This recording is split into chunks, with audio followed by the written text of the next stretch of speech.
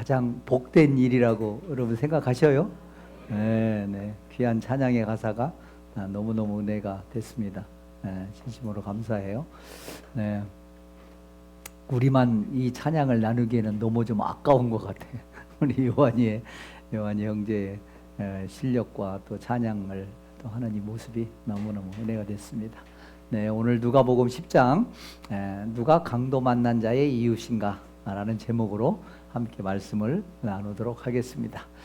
네, 10장 33절에서 37절입니다. 우리 한 목소리로 같이 봉독하겠습니다.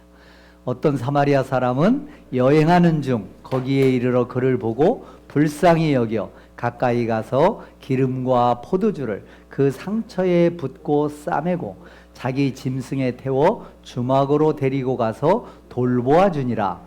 그 이튿날 그가 주막 주인에게 데나리온 2를 내어주며 이르되 이 사람을 돌보아 주라. 비용이 더 들면 내가 돌아올 때에 갚으리라 하였으니 내 생각에는 이 세 사람 중에 누가 강도 만난 자의 이웃이 되겠느냐. 이르되 자비를 베푼 자니이다. 예수께서 이르시되 가서 너도 이와 같이 하라 하시니라. 아멘. 네, 아멘. 네.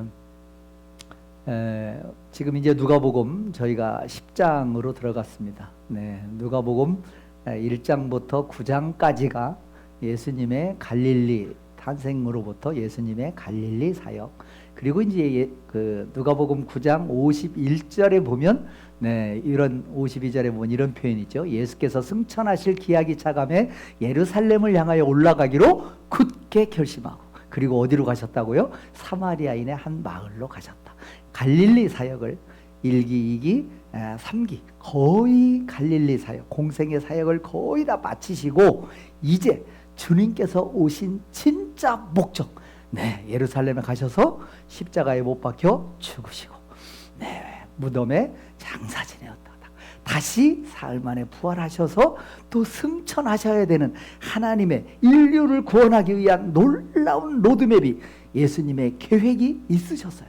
그 계획을 실현하기 위해서 이제 갈릴리 사역을 마치고 이제 예루살렘으로 올라가시기로 굳게 결심하셨습니다. 그리고 어디로요? 사마리아인의 마을로 향해서 가십니다. 어찌됐든 사마리아 전체를 통과하시진 못하셨지만 사마리아 마을과 관련된, 그리고 또 사마리아와 관련된 여러 가지 일들이 있습니다.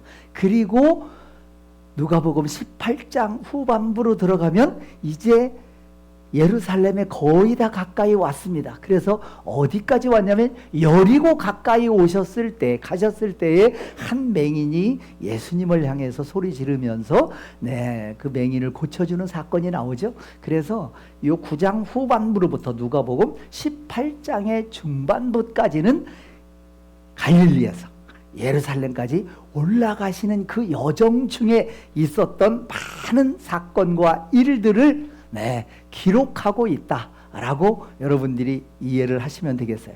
그래서 누가복음 전체를 통해서 지금 저와 여러분이 예수님의 공생의 기간 중에 어디쯤 예수님의 사역이 어디쯤 와 있는지 현재 위치를 여러분에게 말씀을 드린 겁니다. 이해가 되시죠? 누가복음 9장 후반부에서부터 누가복음 18장 후반부까지 갈릴리 사역을 마치시고 이제 예루살렘으로 가시는 그 과정 중에 성경에는 굉장히 많은 내용이, 특별히 누가복음에는 내용이 많이 기록이 되어 있습니다. 그래서 예수님이 어떤 길로 가셨을까? 갈릴리에서 보통 유대인들이 저 붉은색 루트를 따라서 갈릴리를 직접 지나가지 않고 요단강을 건너서 베레아 땅을 거쳐서 다시 여리고에서 예루살렘으로 올라가는 길을 통상 유대인들이 사마리아 땅을 거치지 않고 다녔습니다. 예수님은 갈릴리로 직접 사마리아로 가시려고 하시다가 결국은 저항이 있어서 결국은 이렇게 다른 길로, 그 밑에 파란색 길로 가셨던 것 같습니다.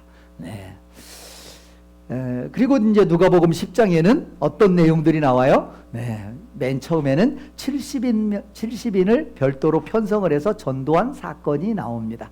그리고 이제 율법교사와 질의응답을 통해서 오늘 함께 나눴던 본문 선한 사마리아인 비유와 관련된 내용, 그리고 마리아 마르다, 요게 이제 누가복음 10장의 내용입니다.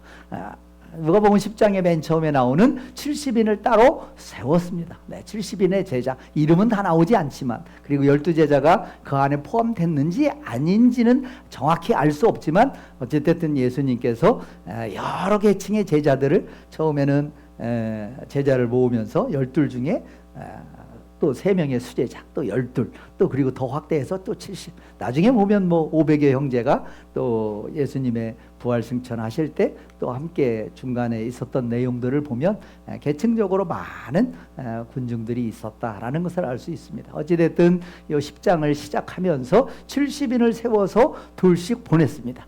그런데 그들이 나가서 귀신을 쫓아내고 귀신이 항복하는 그 모습을 보면서 주님께 돌아와 보고합니다. 70인이 기뻐하며 돌아왔습니다. 무엇 때문에 기뻐했어요? 귀신들이 항복하더이다. 우리한테 예수 이름으로 명하니까 귀신들이 항복하고 돌아가더이다. 그들이 기뻐했습니다. 그때 예수님께서 뭐라고 말씀하셔요? 귀신들이 항복하는 것으로 기뻐하지 말고 너희 이름이 어디에 기록된 것으로? 하늘나라에, 너희의 이름이 하늘나라에 기록된 것으로 기뻐하라 라고 말씀하셨습니다.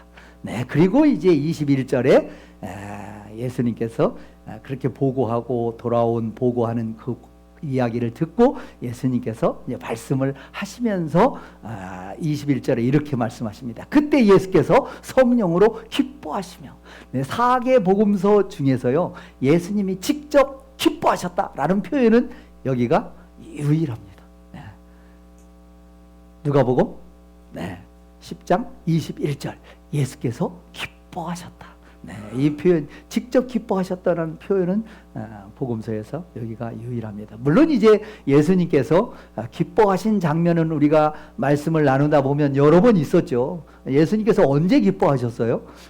우리가 정말 믿음이 있을 때, 굳은 강한 믿음을 보여줄 때 기뻐하셨어요. 예를 들면 지붕을 막 드러내고, 친구들이 그 병든 자를 지붕을 드러내고 내릴 때 그들의 믿음을 보고, 친구들의 믿음을 보고 고쳐주시면서 주님께서 기뻐하셨다는 표현은 직접적으로 나오지 않지만 주님께서 기뻐하셨습니다. 그리고 또 제자들이 정말 믿음으로 제대로 된 신앙을 고백할 때, 특별히 누구예요? 베드로가 주는 그리스도시요 살아계신 하나님의 아들입니다. 이렇게 고백할 때에 주님께서 아주 굉장히 기뻐하셨다라는 것을 정황적으로 우리는 알 수 있습니다. 그런데 오늘 특별히 예수님께서 기뻐하셨다라는 직접적인 표현을 하셨어요. 무엇에 기뻐하셨을까요? 무엇에 기뻐하셨을까요? 언제 기뻐하신 거예요? 70인이 돌아와 보고할 때. 70인이 무엇을 보고했어요? 귀신이 떠나가고 그들이 죽게 돌아오는 역사가 있었을 때, 복음 전할 때, 한 영혼이 돌아올 때 주님이 가장 기뻐하십니다. 주님이 가장 기뻐하시는 일은요, 한 영혼이 죽게 돌아오는 겁니다. 저와 여러분은 언제 기뻐하셔요? 저와 여러분은 언제 기뻐하십니까? 주님께서 기뻐하실 때 저와 여러분도 기뻐하시고, 주님께서 기뻐하시는 일에 저와 여러분도 그 일에 우리의 마음과 우리의 열정과 우리의 에너지를 함께 쏟아부으시는 저와 여러분 됐으면 좋겠습니다.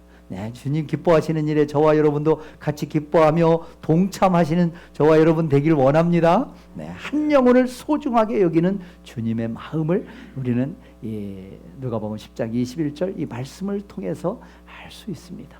한 영혼이 죽게 돌아오는 게 기쁜데, 그러면서 예수님께서 어떤 말씀으로, 어떤 이후의 행동으로 이걸 연결시키셔요? 사마리아 사람들. 성경에는 사마리아인에 대해서 많이 나옵니다. 어쩌면 맞는 표현인지는 모르겠지만 사마리아인들은 예수님에게 아픈 손가락일 수 있습니다. 아픈 손가락일 거예요. 그들을 주님께 인도하고픈 주님의 간절한 마음이 있으셨습니다.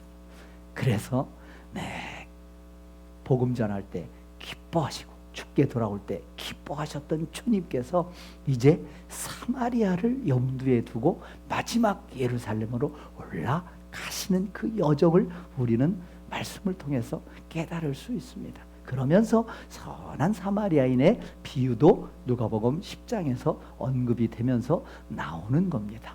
네. 그러면서 이제 율법 교사와의 논쟁에서 나온 이야기가 선한 사마리아인의 비유죠. 어떤 율법 교사가 예수님을 뭐 하기 위해서? 예수님을 시험하기 위해서, 예수님에게 묻습니다. 내가 무엇을 하여야 영생을 얻으리까? 근데 예수님을 시험하기 위한 질문이지만 이 질문은요, 사실은 저와 여러분이 던져야 되는, 아니 인류가 던져야 되는 가장 중요한 질문입니다.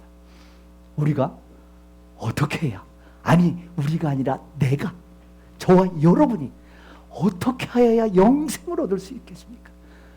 이터널 라이프, 인간은 영원한 생명을 얻기 위해서 수천 년 전부터, 아니 인류 역사가 시작된 이래로 그걸 꿈꿔왔잖아요. 진시황제도 그걸 얻기 위해서, 그걸 이루기 위해서 뭐 제주도 이쪽까지, 우리나라까지 뭐 사람을 보냈다 이야기들이 있는데, 이 영원히 살고 싶은 이 인간의 끊임없는 욕망은요, 정말 원초적인 것일 수 있습니다. 어찌됐든 저와 여러분이 한시적인 삶을 살아가면서 우리가 영생을 얻을 수 있느냐, 대단하지 않습니까?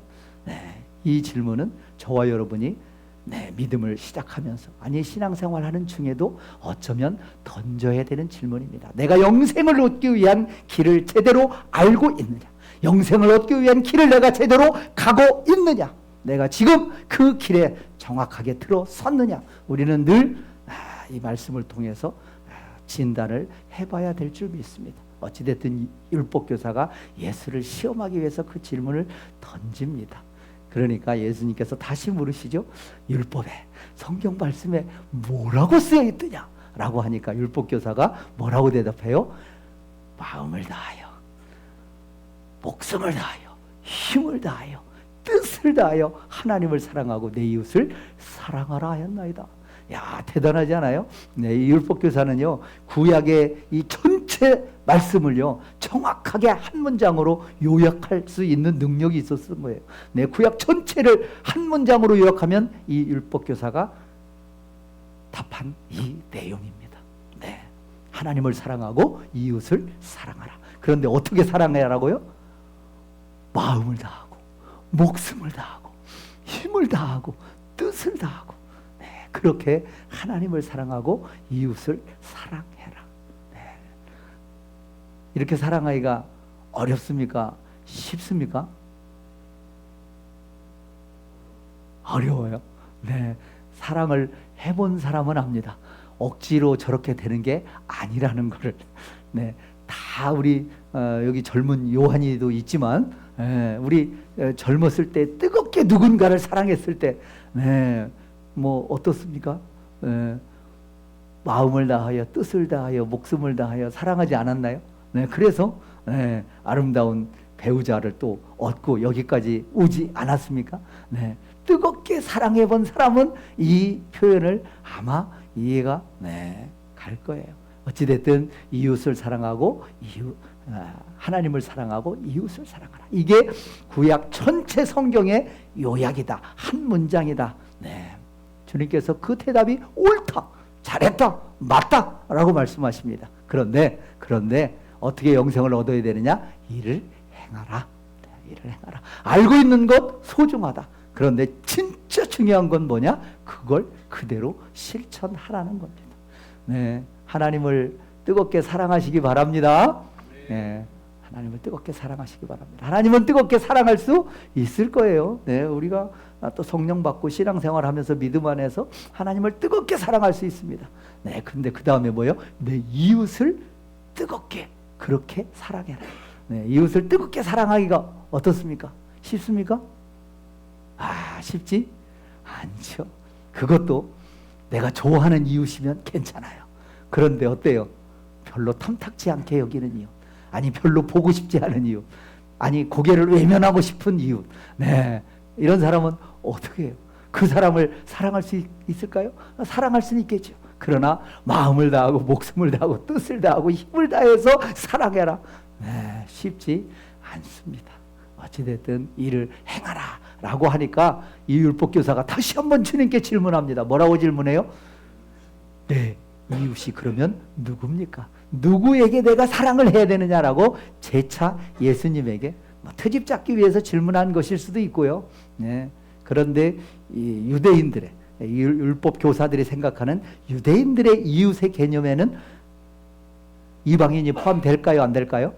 포함이 안 됩니다. 사마리아인 당연히 포함될까요? 안 될까요? 당연히 안 됩니다. 당연히 안 돼요. 그 사람들은 이웃의 개념 속에 그런 사람은 들어있지 않아요. 들어있지 않아요. 그래서 주님께서 그에 대한 답변을 오늘 하시는 내용이 이제 그 내용입니다. 네, 그러면서 예수님께서 이제 비유를 들어 말씀하시는 거예요. 네, 예루살렘과 여리고, 예루살렘과 여리고, 여리고는 요단강 사해 끝쪽에 요단강 건너편에 예루살렘으로 올라갈 수 있는 그 길이잖아요. 그 길은 주로 누가 다닐까요? 유대인들이 다닐까요? 사마리아인들이 주로 다닐까요? 네? 네? 제가 다시 묻는 거는 아니라는 듯한 느낌. 누가 주로 다닐까요? 유대인들이 주로 다닙니다. 네, 유대인들이 이렇게 뺑 돌아서 갈릴리에서부터 뺑 사마리아로 직접 통하지 않고 예루살렘을 가려면 뺑 돌아서 여리고를 거쳐서 예루살렘으로 올라갑니다. 누가 주로 그 길을 다닌다고요? 유대인이에요. 그러니까 지금 강도 만난 자는 유대인일 가능성이 높을까요? 사마리아인일 가능성이 높을까요? 유대인입니다. 네, 성경에 그가 누구다라고 표현은 돼 있지 않지만 유대인일 가능성이 대단히 높습니다. 네, 대단히 높습니다. 유대인일 겁니다. 어찌됐든 유대인이 강도를 만났습니다. 강도를 만났어요. 근데 옷까지 다 벗겨가는 거 보니까 심한 강도를 만난 것 같아요. 그리고 두드려 패가지고 거의 기절한 것 같아요. 네, 그러니까 처음 지나가는 누가 지나가요? 제사장이 지나갑니다. 그러니까 거의 다 죽게 되었더라라고 성경에는 표현이 되어 있습니다. 그러니까 지나가다 보고 죽었네비요. 지나갑니다. 그 다음에 또 누가요? 레위인이 보고 죽은 기비요? 라고 또 지나갑니다. 물론 레위인 제사장 죽었다라고 생각하면 시체를 만지면 구약의 율법에 7일간 불결하고 7일간 격리해야 되고 그렇기 때문에 어쩌면 예루살렘에서 제사장으로서의 역할을 수행하려면 그 친구를 만지면 만약에 죽었으면 만졌다가는 임무수행을 못할 수도 있겠죠. 어찌됐든 외면하고 갑니다. 그런데 죽은 것 같은 그 자가 만약에 살아있다면 얘기는 달라지는 거겠죠. 달라지는 겁니다. 네, 경건한 체하고 그런 삶을 거룩한 척 살아왔던 제사장들, 레위인들, 그가 강도 만나 다 죽어가는 그를 외면했다면, 살아있는데 외면했다면 그의 경건은 위선일 겁니다. 그의 경건은, 그의 착한 척하는 모습은 완전히 위선이 아닐까요? 아닐까요? 그런데 사마리아인이 지나가다가 그 모습을 보고 사마리아인은 그를 보고 어떻게 여겼다? 그를 보고 불쌍히 여겼다. 불쌍히 여겼다. 네, 불쌍히 여겼습니다. 네, 사마리아인이 불쌍히 여겼습니다. 네, 모든 선한 이웃, 선한 사마리아인의 비유에서 이야기하듯이 누군가를 이웃을 사랑하려면 이 긍휼의 마음, 불쌍히 여기는 이 마음이 있지 않으면 결단코 누군가를 이웃을 사랑할 수가 없는 겁니다. 없는 겁니다. 근데 이 선한 사마리아인은 강도 만난 자를 불쌍히 여겼습니다. 긍휼의 마음이 있어요. 사실은요, 저와 여러분이 강도 만난 자였습니다. 우리는 다 죽게 되었 상태였습니다. 저와 여러분은 영적으로요, 이미 다 미래가 결정돼. 이미 강도를 만나서, 영적인 강도를 만나서 우리는 다 죽게 돼 있는 상태였습니다. 그런데 우리를 누가 살리셨나요? 우리를 불쌍히 여기시는, 우리를 긍휼히 여기시는 예수님께서 진짜 선한 이웃이 되셔서 우리를 구원해 주신 겁니다. 만약에 예수님이 저와 여러분을 향해서, 인류를 향해서 긍휼의 마음이 없으셨다면 저와 여러분은 어떻게 됐겠습니까? 어떻게 됐겠습니까? 네. 이 선한 사마리아인은 그 자를 긍휼히 여겼습니다. 불쌍히 여긴 거예요. 그래서 기름과 포도주를 당시에는 그걸로 치유를 했던 것 같아요. 상처를 붓고 싸매고 짐승에 태워서 주막으로 데리고 가서 돌보아 줍니다. 거기서 그치지 아니하고요. 네, 그날 밤새 그렇게 돌보아 주고 그 이튿날 주막 주인에게 떠나면서 데나리온 둘을 줍니다. 그러면서 이르되 이 사람을 돌보아 주라. 비용이 더 들면 내가 나중에 갔다가 다시 돌아올 때 더 주겠다. 내 생각에는 이 세 사람 중에 누가 강도 만난 자의 이웃이 되겠느냐라고 묻습니다. 도저히 제사장입니다, 레위인입니다 라고 율법교사가 말할 수 없는 상황이 된 거죠. 자비를 베푼 자니이다, 선한 사마리인인 것 같습니다 라고 이야기합니다. 그러니까 예수님께서 마지막으로 예수께서 이르시되 가서 너도 이와 같이 하라 라고 말씀을 하십니다. 네, 하나님의 관심은요, 하나님의 관심은 누구에게 있을까요? 네, 구약을 통해서 관통하는 하나님의 사랑의 대상은 늘 연약한 자들이었습니다. 고아와 과부와 나그네와 객이었습니다. 변함없이 하나님의 사랑은, 하나님의 그 사랑으로 예수님께서 우리를 긍휼히 여기심으로 우리가 구원받았다면 우리도 누군가를 향해서 긍휼히 여기는 마음, 불쌍히 여기는 마음, 그 마음, 하나님의 그 마음이 우리에게도 그 마음이 전해져야 되지 않을까. 그 마음이 없다면 이웃을 사랑한다는 마음과 표현은 아마 어쩌면 아까 레위인들과 제사장들처럼 아마도 경건을 가장한 위선일 수가 있을 겁니다. 네, 이런 사마리아인들이 도대체 왜 어떻게 생겨났을까요? 여러분들이 대략 아시겠지만 말씀을 통해서 다시 한번 살펴보겠습니다. 네, 사마리아인은 원래 이스라엘이 남북으로 나뉘어지면서 북이스라엘이 먼저 멸망하죠. 네, 북이스라엘이 멸망하는데 두 번의 디아스포라가 있었습니다. 첫 번째 디아스포라는 이스라엘 왕 베가 때입니다. 베가는 북이스라엘의 왕이 19명이 있었는데 마지막 왕이 호세아. 그 바로 앞에가 누구예요? 베가. 그러니까 18번째 왕이 베가였습니다. 베가는 한 20여 년 동안 북이스라엘을 통치했던 왕이었습니다. 그런데 이 베가가 어떤 사람이냐면 부가히아라는 무나헴 왕조의 아버지와 아들 부가히아가 한 2년여 만에 이 베가가 배신하고 이 부가히아를 암살하고 왕이 된 사람이 베가입니다. 부가히아는요, 무나헴의 아들로서 자기의 안전을 지키기 위해서 2년이라는 짧은 기간 동안요 굉장히 경호를 강화했던 사람입니다. 그래서 경호 인력을 늘리고 요즘 말로 하면 그리고 왕궁 호위수를 쫙 만들어 가지고 안전을 보장받기 위해서 무진 애를 썼던 것 같습니다. 그런데 베가에 의해서 2년여 만에 부가히아는 암살을 당합니다. 어디에서요? 왕궁 호위수에서. 부가히아 입장에서 나를 지켜줄 경호 인력과 충신이라고 생각했던 자들로부터 가장 안전한 장소라고 생각했던 곳에서 가장 안전하고 믿을 만한 사람이라는 그런 생각을 가졌던 그런 사람들로부터 배신을 당하고 부가히아는 비참하게 죽은 겁니다. 네, 저와 여러분이 이 땅에서 살아가면서 우리도 삶의 안전장치를 많이 합니다.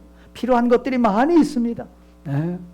집도 필요하고 돈도 필요하고 아파트도 필요하고 차도 필요하고 많이 필요한 것들이 있습니다. 그것이 저와 여러분들이 아니 많은 사람들이 그것을 향하여 추구하는 그것이 진정 저와 여러분의 우리의 안전을 우리의 생명을 진짜 지켜주나요? 진짜 우리를 지켜주는 것은 하나님뿐임을 우리는 믿음으로 고백하며 나아가야 될 줄 믿습니다. 네, 부가히아는 그렇게 2년여 만에 비참하게 죽고 베가가 왕이 됐습니다. 그래서 베가가 왕이 된 다음에 그 앞에서 친아수르 정책을 펼쳤던 것을 못마땅해 하면서 반아수르 정책을 펼칩니다. 그래서 바로 옆에 있는 아수르로부터 같이 괴롭힘을 당했을 그런 아람과 동맹을 통해서 반아수르 정책을 베가는 펼칩니다.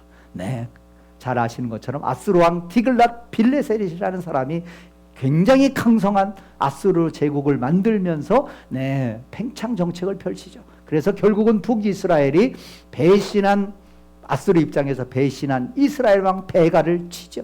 그래서 결국은 베가 왕 때에 길르앗, 갈릴리, 납달리 온 땅을 잃어버렸습니다. 그리고 그 백성을 사로잡아서 아수르로 옮겨갔다라고 이야기를 하고 있습니다. 그래서 베가도 비참하게 결국은 죽어갑니다. 20년 동안 나름대로는 애를 썼겠지만, 그래서 베가 왕 때 첫 번째 디아스포라가 발생합니다. 그리고 진짜 마지막 왕 누구예요? 호세아. 9년 동안 북이스라엘의 마지막 왕이었던 호세아 때에 다시 한번 북이스라엘에 의해서 아수르에 의해서 멸망당합니다. 호세아도 좀 전에 베가 왕을 암살하고 자기가 다시 왕이 됐던 쿠데타가 끊임없이 북이스라엘에서 발생하잖아요. 호세아가 제9년에 아수르 왕이 사마리아를 점령합니다. 호세아가 디글랏 빌레셋이 죽은 다음에 살마네셀이 왕이 되니까 때는 이때다 라고 생각을 해서 다시 아수르를 등을 돌리고 친애굽 정책을 펼칩니다. 그래서 결국은 아수르의 살마네셀 왕이 사마리아를 포위합니다. 3년을 포위했다고 역사의 기록에 나옵니다. 지금으로 보면 사마리아가 물론 그때 당시에는 큰 성이었겠지만 그렇게 큰 성도 아니었을 거예요. 그런데 그 성을 3년이나 에워쌌으니 어땠겠습니까? 그 3년 동안 비참한 생활이 이루어졌죠.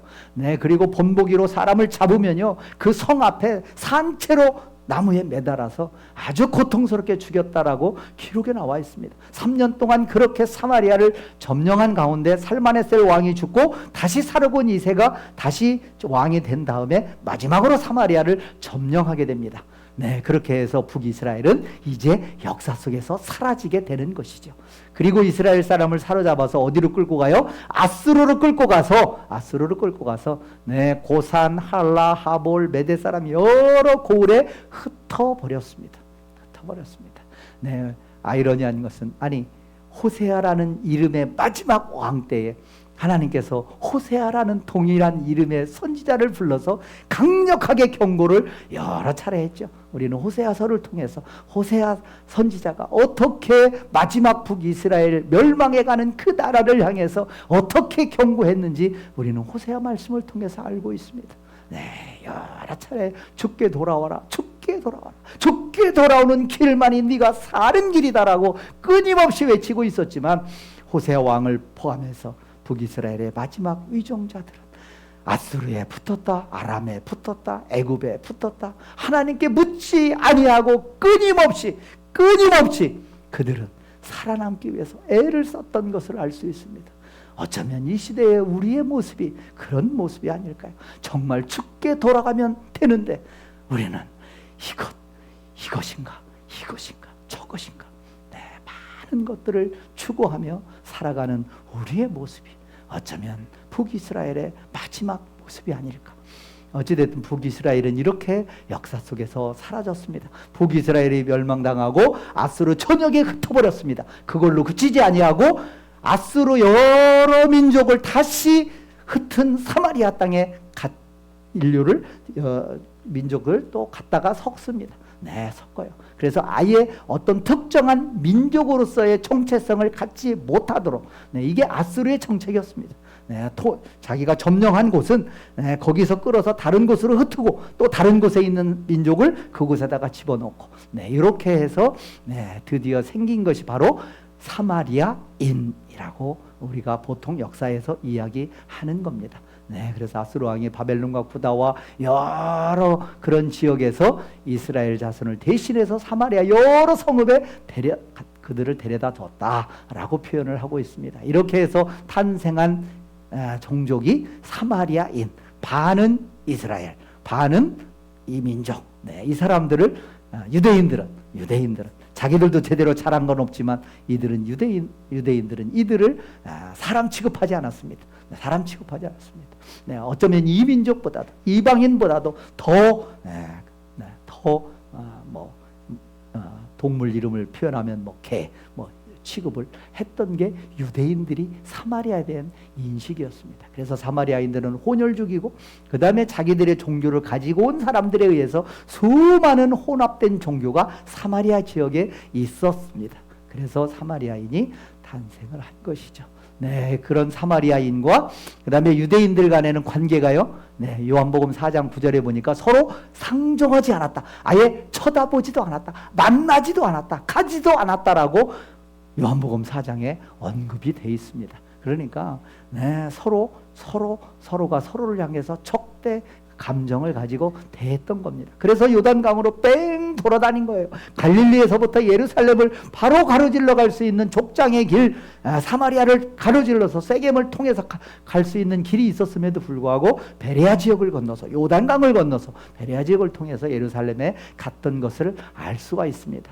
그렇게 사마리아인이 탄생하고 예수님 오실 때까지 약 600에서 700여 년 동안 그들은 어땠을까요? 네, 남유다가 바벨론 포로에서 귀환했을 때 그들이 성전을 재건하려고 할 때 사마리아 사람이 와서 함께 하자라고 했을 때 유대인들은 너 우리가 단독으로 할 거야. 너희들은 오염됐어. 너희들은 하나님께 버림받았어. 우리 하나님께 선택받은 우리가 할 거야. 네, 독단적으로 성전을 재건합니다.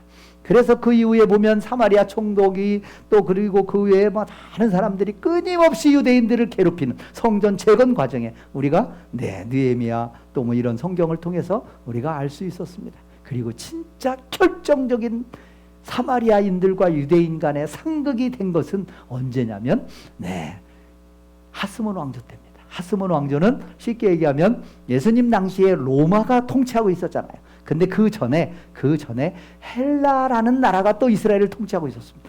헬라 왕조에서 헬라 제국에서 로마 제국으로 넘어가는 사이에 헬라 제국이 힘을 못 쓰고 조금 약할 때 그때 잠깐 유대인들이 독립된 왕조가 있었습니다. 그걸 우리는 하스몬 왕조라고 합니다. 네, 마카비 혁명을 통해서 형성된 하스몬 왕조. 네, 그때 힐카누스라는 하루카누스라고도 하는데 힐카누스 왕이 사마리아 지역을 전부 다 점령을 하면서 사마리아 성전, 그리심산에 있는 사마리아 성전을 파괴시켜 버립니다.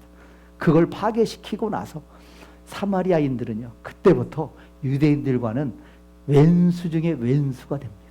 네. 그래서 그 이후에 그게 BC 한 110년경인데 예수님 올 때까지요 수많은 살인 사건이 납니다. 그래서 아예 사마리아 지역으로 가는 것 자체를요 죽음을 무릅쓰고만 갈 수 있는 겁니다. 그 정도로 위험한, 그 정도로 아주 적대적인 관계가 사마리아인과 유대인 사이에 형성이 됐다. 그러니까 예수님 오셨을 때 다른 많은 사람들이, 유대인들이 절대 사마리아를 통과하지 않았던 거예요. 그런데 예수님은 어떠셨어요? 예수님은 그러지 않으셨습니다. 어찌됐든 그런 과정을 거치는 속에 호세아서에 보면 그런 사마리아인들도, 그런 북이스라엘을 향해서도 하나님은 끊임없이 내가 어찌 너를 놓겠느냐, 내가 어찌 너를 버리겠느냐, 주께 돌아오라, 여호와께 돌아오라라고 호세아 선지자는 끊임없이 외쳤었죠. 네. 그리고 이제 예수님 공생애가 시작이 됐는데 예수님은요 다르셨습니다. 요한복음 4장에 보면 이때는 공생애 초기입니다. 예루살렘에 내려가셔서 예수님께서 다시 갈릴리로 올라오셔야 되는데 예수님께서 특별한 말씀을 하십니다. 예수께서 어디를 통과하여야 하겠는지라, 어디를? 사마리아를. 예수님께서 공생애를 시작하시면서 6월절 내에 예루살렘에 방문했다가요 다시 갈릴리로 돌아가는데 작정하셨습니다. 사마리아를 반드시 통과하여야 하겠는지라. 제자들이 엄청 말렸겠죠. 어찌됐든 그때 요한복음 4장에 의하면 수가라는 성을 갑니다. 그리고 그곳에는 야곱의 우물이 있다라고 얘기합니다. 수가가 어딜까요? 수가성 여인. 수가성에서 만난 이 사마리아 한 여인. 남편이 5이 있대. 예수님께서 지금 있는 자는 또 네 남편이 아니니. 아니 과거에 5이었는데 지금 남편도 네 남편이 아니다 라고 얘기하니까 이 여자가 얼마나 당황했겠어요. 그래서 그 여인을 만났던 장소가 수가성, 야곱의 우물이 있는 곳. 구약에서는 여기를 뭐라고 불렀을까요? 뭐라고 불렀을까요? 네? 구약에서는 수가성이 어디일까요? 전상욱 집사님? 할렐루야. 어떻게 하셨어요? 이걸 보셨네. 대단하시네. 네, 세겜입니다. 세겜이에요. 이게 세겜이에요. 세겜이 어디냐면 쉽게 얘기하면 그리심산, 에발산 있는 곳이 세겜이에요. 네. 그러니까 아까 그리심산에 사마리아의 성전이 있는 곳이 그리심산입니다. 네. 이 세겜은요, 굉장히 구약의 역사에서 중요한 땅입니다. 아브라함이 하란을 떠나서 가나안 땅에 와서 첫 번째 예배를 드린 곳이 어딜까요? 어딜까요? 세겜이요. 세겜입니다. 나중에 야곱이 바단 아람의 에삼 전집에 가서 20여 년 동안 가진 고생 다 하고 가나안 땅에 돌아와서 다시 첫 번째 예배를 드린 곳이 어딜까요? 세겜이요. 그리고 또 요셉이 나중에 총리가 돼서 애굽에서 죽고 430년이 후손들이 종살이 노예 생활하고 다시 가나안 땅에 모세가 이끌고 와서 여호수아에 의해서 이 요셉의 뼈를 다시 묻은 곳이 어디였을까요? 세겜. 대단하시네요. 여호수아가 요단강을 건너가서 200만을 데리고 요단강을 건너서 여리고성을 점령하고 또 아이성을 점령하고 제일 먼저 갔던 곳이 어딜까요? 세겜. 세겜입니다. 그리심산과 에발산이 있는 그곳에 가서 거기에서 그 신명기 28장의 축복의 말씀, 저주의 말씀을요 그대로 읽게 합니다. 그곳이 어디라고요? 세겜. 세겜은요 구약의 역사 가운데 예배와 관련된, 아브라함으로부터 마지막까지 예배와 관련된 곳이 어디라고요? 세겜입니다. 세겜입니다. 그래서 예수님은요 세겜으로 반드시 가셔야 했습니다. 세겜으로 가셔서 진짜 예배가, 살아있는 예배가, 예수님이 이것 때문에 오셨다는 것을 분명히 말씀하셔야 됐습니다. 그런데 수가성에 가서, 그곳 세겜에 가서 누구를 만났어요? 당시에 모든 사람이 외면하던 남편이 다섯이 있었고 지금 남자도 남편이 아닌 그 여인, 그 한 여인을 만나기 위해서 예수님은 사마리아로 가셨습니다. 그리고 그 여인에게 물을 달라. 그러면서 대화를 시작합니다. 그러면서 내가 주는 물을 마시면 영원히 목마르지 아니하리라. 어디에서 예배를 드리나요? 사마리아인들은 그리심산에서 예배를 드리고 유대인들은 예루살렘에서 예배 드려야 되는데 어디서 예배를 드려야 되나요? 물을 때 예수님께서 여기도 아니고 저기도 아니고 그리심산도 아니고 세겜도 아니고 예루살렘도 아니고 진정으로 예배 드려야 될 때가 올 것이다 라고 주님께서 말씀하십니다. 완전한 예수님이 다시 오심으로 예수님께서 예배의 완전한 회복을 말씀하십니다. 예배는 무엇인가? 예배가 어떤 것인가를 어디에서요? 세겜에서 그 말씀을 하시기 위해서 예수님께서 사마리아를 통과해야 되겠느니라.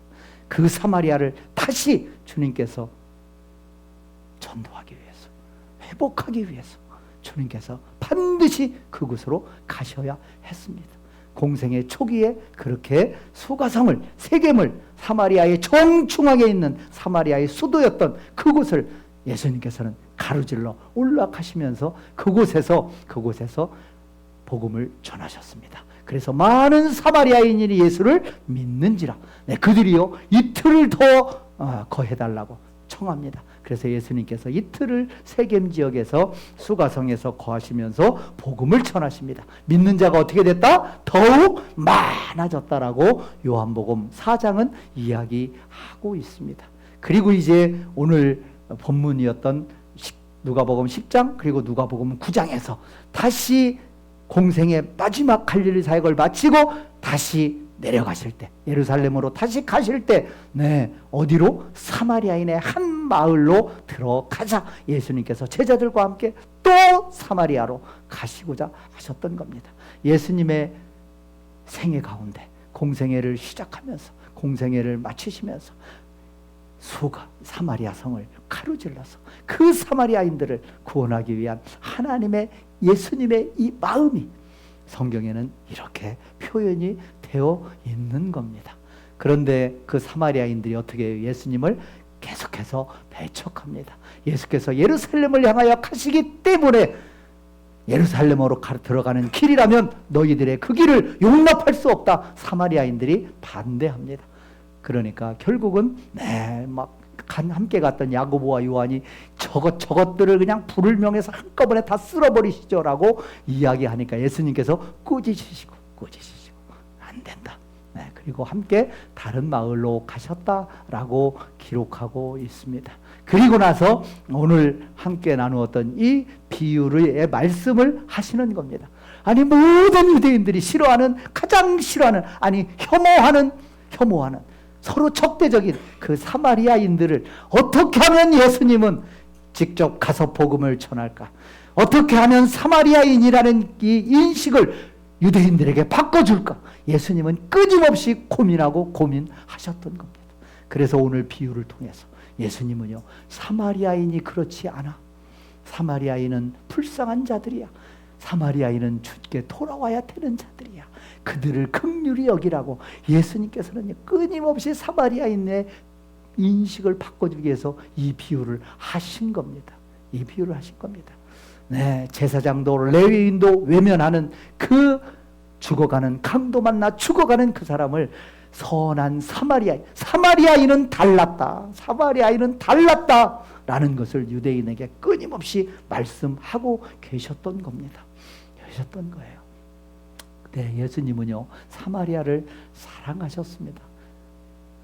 누가복음 17장에 한참 뒤에 나중에 다룰 내용이지만 그 내용에 보면 누가복음 17장에 예수님께서 나병 환자를 10명을 치유하죠. 근데 그 중에 몇 명이 돌아와서 주께 감사했어요? 딱 한 명. 근데 그 돌아온 사람이 누구예요? 사마리아의 사람입니다. 사마리아 사람. 그래서 그 사마리아 사람을 칭찬하십니다. 예수님은요 어떻게 하면 사마리아를 품을까? 어떻게 하면 유대인들과 사마리아 사람들을 하나 되게 하고 화목하게 할까를 끊임없이 애쓰고 노력하셨습니다. 노력하셨습니다.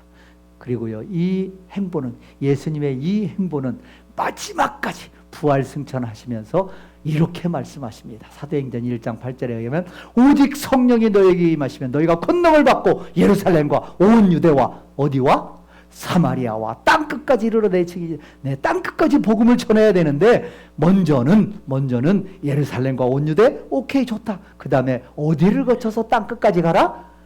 사마리아를 거쳐서 가라. 사마리아에게 복음을 전해라. 이게 예수님의 마지막 부활 승천하시면서 하신 말씀입니다. 사마리아를 거쳐 가라. 사마리아에게 복음을 전해라. 내가 복음을 전했던 것처럼, 내가 그 길을 관통해서 늘 다녔던 것처럼, 내가 그들을 어떻게 생각했는지 너희가 알고 있지 않니? 사마리아에게 복음을 전해라 라고 말씀을 하셨습니다. 유대인들은 아까 말씀드렸다시피 사마리아에 대해서 좋은 감정, 좋은 생각이 있지 않습니다. 그럼에도 불구하고 주님께서는 그들을 품어라, 그들을 불쌍히 여겨라, 그들에게 복음을 전해라, 그들을 마음과 정성과 뜻을 다하여 사랑하는 네 이웃이 사마리아인이다라고 이야기하고 계신 겁니다. 저와 여러분의 사마리아인은 누구입니까?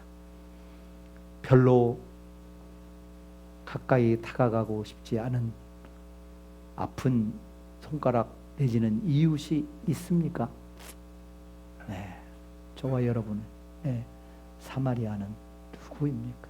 그들을 향해서 우리는 우리의 사랑을, 이웃 사랑을 보여줘야 하지 않을까요? 예수님께서 이제는 부활 승천하셨고 사도행전에 보면 빌립이라는 사도 빌립이 아니고 집사 빌립, 스데반과 포함해서 7 집사 중에 한 명인 빌립이 최초의 전도자라는 이름을 받은 이 빌립이 사도행전 8장에 보면 그 흩어진 사람들이 두루다니며 복음의 말씀을 전할세 빌립이 어디로 내려갔다? 사마리아 성에 내려갔다. 예수님의 이 말씀을 최초의 전도자인 빌립은 예수님의 말씀을 실천하기 위해서 어디로 내려갔다? 사마리아 성으로 내려갔다. 그래서 그곳에 내려가서 그리스도를 백성에게 전파했습니다. 무리가 빌립의 말을 듣고 행하는 표적도 보고 한 마음으로 그가 하는 말을 따르더라. 그랬더니 귀신들이 나가고 사람이 나으니 그 성에 큰 기쁨이 있었다라고 이야기하고 있습니다. 최초의 전도자인 빌립은 예수님의 마지막 지상 명령인 사도행전 1장 8절의 말씀을 빌립은 몸소 실천하면서 최초로 사마리아 성에 가서 복음을 전했던 모습을 우리는 알 수 있습니다. 네, 묵상 두 가지 말씀 나누겠습니다. 네, 어떻게 할 것인가? 어떻게 할 것인가? 네, 율법 교사가 예수님을 시험하고 또 예수님에게 옳게 보이려고 내 이웃을 사랑하라고 하니까 내 이웃이 누굽니까? 라고 묻잖아요. 근데 예수님께서는 뭐라고 그래요? 누가 강도 만난 자의 이웃이냐? 네, 율법 교사는요, 내 이웃이 누구냐? 내 중심입니다. 내 중심. 내 중심. 내 이웃이 누구냐? 내 이웃이 될 만한 사람이 누구냐라고 묻지만 예수님은 관점을 바꾸십니다. 누가 예수 그리스도의 사랑과 관심이 필요한 자인지, 누가 강도 만난 자인지, 누가 우리의 사랑을 필요로 하는 자인지 그런 사람의 이웃이 되라라고 우리에게 말씀하고 있는 겁니다. 우리는 내 이웃을, 좋은 이웃을 찾습니다. 나의 좋은 이웃을 찾습니다. 나에게 도움이 되고 나에게 덕이 되는 사람이 누구냐? 그런데 예수님은요, 아닙니다. 누가 강도 만난 자냐? 누가 우리의 사랑과 관심이 필요한 자냐? 그 자의 이웃이 되라라고 이야기하고 있는 겁니다. 네. 모든 인류의 선한 이웃이 되셔서 예수님으로 말미암아 강도 만난 자나 별반 다름없던 우리들이 구원받고 하나님의 자녀가 되었듯이 우리는 우리 주변에 누가 강도 만난 자인지, 누가 우리의 관심과 사랑이 필요한 자인지, 네, 우리는 그런 관점에서 이웃에 대한 재정의를 해야 되지 않을까? 아니, 내게 필요한 이웃이 아니라 도움이 필요한 이웃, 그에게 내가 어떤 이웃이 되어줄 수 있는지를 우리는 이 말씀을 통해서 다시 한번 돌아보고 우리의 삶의 인간관계와 우리 주변의 이웃의 관계를 다시 예수님 말씀 따라, 예수님의 말씀의 입장 따라 바꾸어야 되지 않을까요? 네, 두 번째 묵상 포인트입니다. 네, 진정한 선한 이웃이 되자. 네, 진정한 선한 이웃이 되자. 네, 사마리아 사람은 그 사람을 불쌍히 여겼습니다. 그리고 자기가 가지고 있는 모든 물질을 털어서 그 사람을 도와주고 필요한 후속 조치까지 했던 겁니다. 어떻게 해야 진정한 내가 누군가에게 선한 이웃이 될 수 있을까요? 네, 생명을 귀히 여기는 그런 마음이 우리에게 있어야 됩니다. 한 영혼을 온 천하보다 귀하게 여기시는 예수님의 그 마음을 닮아서 우리도 한 영혼을, 한 생명을 가장 소중하게 생각하는 저와 여러분이 되어야 될 줄 믿습니다. 생명을 귀히 여기면서 또한 남을 긍휼히 여기는 마음이 우리에게 있어야 되지 않을까요? 그리고 이 선한 사마리아인의 비유처럼, 선한 사마리아인처럼 자기가 가지고 있는 시간과 물질과 관심과 노력을, 그래서 그 강도 만난 자를 살려냈듯이, 네, 우리도 희생함으로, 내가 가지고 있는 것을 희생함으로 하나님께서 원하시는 생명을 귀하게, 남을 긍휼히 여기는 마음으로 강도 만난 자를 긍휼히 여기며 살리는 그런 일에 쓰임 받으시는 저와 여러분이 되시기를 간절히 소원합니다. 아멘. 네, 함께 기도하겠습니다. 오늘 함께 나눈 말씀 기억하면서 하나님 앞에 기도로 나아가겠습니다.